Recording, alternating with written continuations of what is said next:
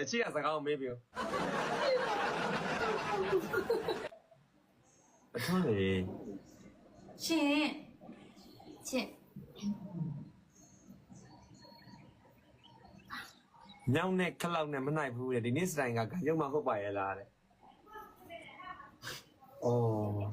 ထွန်းလေးချစ်လိုက်တာ ဟုတ်လားဖေရကနေစစ်တာလေ ဖင်နေ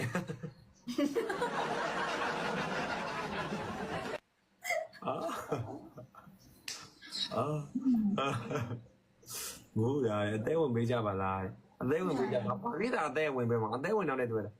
ထွန်းနဲ့အထွန်းနဲ့တဲ့ထွန်းနဲ့ထွန်းထိုင်မြက်တယ်တဲ့အာကိုရိုနီကမင်္ဂလာဆောင်ကြမလားယင် ချက်ရှင်စောင့်မအောင် ငယ်ဆောင်ပါဦး မမေစုလိုက်မယ်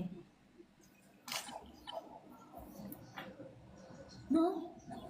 အထွန်းနဲ့ကိုထွန်းနဲ့ဒီပွဲတစ်ပွဲဆော့မယ်ကိုထွန်းနိုင်ရင်အထွန်းလေးကိုယူပြီးတော့မှအထွန်းလေးနိုင်ရင်ကိုထွန်းကိုယူတရားနာတတ်တာပဲ โอเค โอเคနော်